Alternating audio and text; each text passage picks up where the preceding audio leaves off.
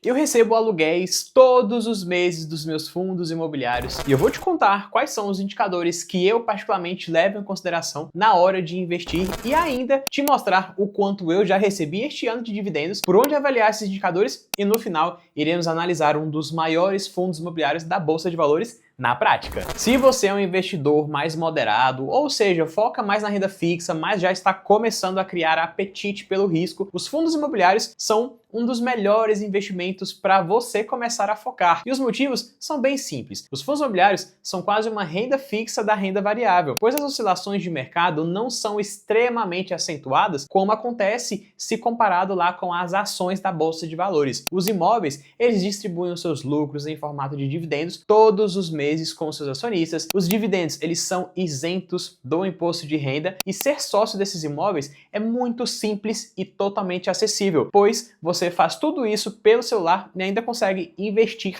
com apenas R$10. Inclusive, somente este ano eu recebi mais ou menos R$61 de dividendos e juros sobre capital próprio das minhas ações. Os meses que estão numa média de R$7 de recebimento é que constam somente os dividendos dos fundos imobiliários. Os outros meses que passaram de R$10 foi por conta dos proventos e juros sobre capital próprio das minhas ações. Mas geralmente está girando por torno ali de R$6 a R$7 todos os meses dos meus dividendos. Mas antes de entender sobre os indicadores, vamos compreender o que são, de fato, os fundos imobiliários e quais são os tipos principais de imóveis que são negociados lá na Bolsa de Valores? E de uma forma bem simples, um fundo imobiliário funciona da seguinte maneira. Vamos supor que você esteja querendo comprar um imóvel ou um terreno, com o intuito de você gerar renda sobre ele. Mas você já sabe que investir em imóvel não é barato, pois você vai precisar descapitalizar um alto valor e vai demorar a gerar renda para você. Então, o que você faz? Você vai juntar um grupo de pessoas com o mesmo objetivo de investir em imóveis e aproveita para comprar um imóvel e gerar renda.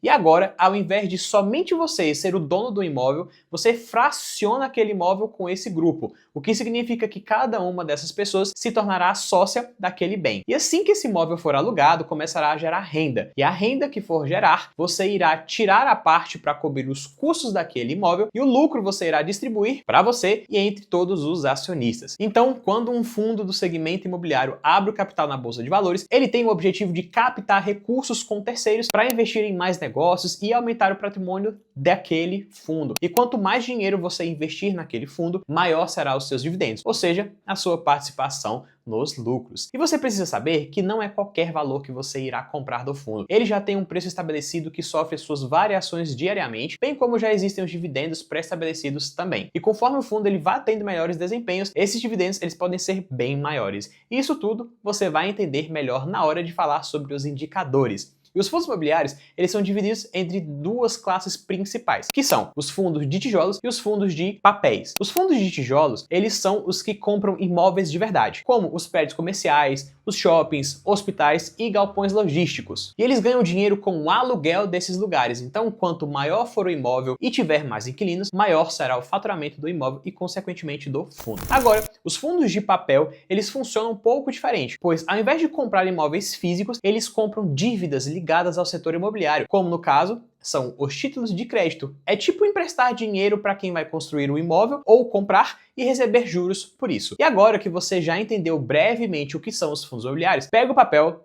e a caneta, pois nós iremos falar sobre os principais indicadores que você deve levar em consideração na hora de avaliar um fundo imobiliário. E o primeiro indicador é o P sobre VP, sendo o preço da cota do fundo dividido pelo valor patrimonial por cota daquele fundo. E é bem simples de entender. Pense numa caixa de chocolate. Pensou? Agora imagine que ela seja um fundo imobiliário. Quando você abre aquela caixa, você vai ver que tem vários chocolates e de diversos sabores. E todos esses chocolates, eles representam um imóvel. Logo, cada imóvel ali dentro possui um valor, correto?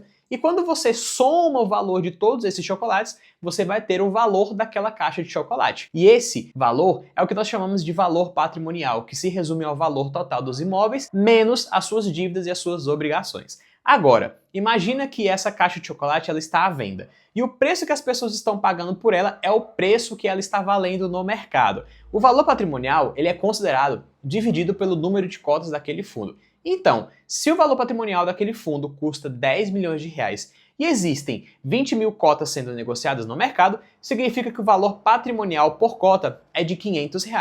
Logo, se o mercado está dando um preço de R$ 520 para esse fundo, significa que você está pagando a mais por aquele imóvel, ou seja, você está pagando um prêmio sobre o valor patrimonial. Esse indicador basicamente nos diz se aquele fundo está caro ou está barato. Para você entender melhor, se o P sobre VP for igual a 1, quer dizer que você está pagando exatamente o que aquele fundo está valendo. Agora, se o P sobre VP ele for menor que 1, significa que você está comprando por menos que ele realmente está valendo. E se o P sobre VP ele for maior que 1, quer dizer que o fundo está caro. Mas por quê? Pode ser pelo fato do mercado estar muito animado com a projeção de caixa futuro daquele fundo. Eu gosto muito de selecionar fundos imobiliários que estejam com P sobre VP com 15% de desconto ou 15% mais caro. Ou seja, esteja entre 0,85 ou 1,15 de P sobre VP. O outro indicador é o Dividend Yield e nos diz o quanto de dinheiro você está ganhando com aquele imóvel. Ou seja, é a divisão entre os dividendos pelo preço da cota. Então, se aquele imóvel tem o preço por cota de R$ 100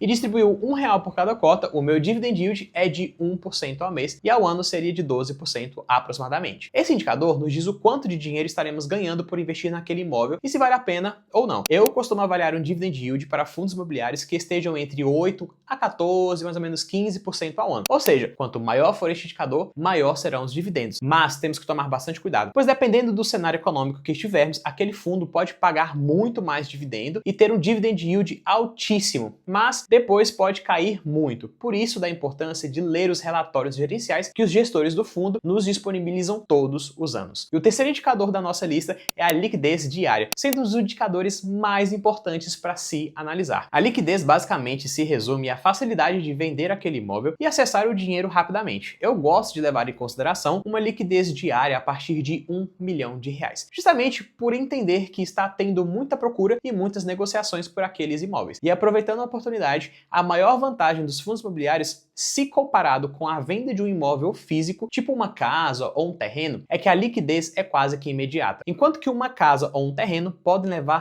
até anos para retornar o seu investimento. Segura aí, que ainda faltam 2 indicadores para te apresentar e, claro, aproveitando a oportunidade, eu gostaria de te convidar a seguir o canal e deixar o seu like. Esse conteúdo, ele sempre é preparado com muito carinho e estudo e o seu apoio faz o total sentido para que o canal possa alavancar e chegar em mais pessoas que estejam querendo começar a estudar sobre investimentos. E o quarto indicador é o da vacância física. Esse indicador ele é primordial principalmente para os fundos de tijolos, pois se não tiver muitos inquilinos alugando aquele imóvel, claramente a receita para o fundo será bem menor. E basicamente nos diz o quanto de fato não está gerando renda para aquele imóvel. Então, se você tem um prédio com 10 apartamentos e 2 deles estão vagos, você tem uma vacância de quê? 20%.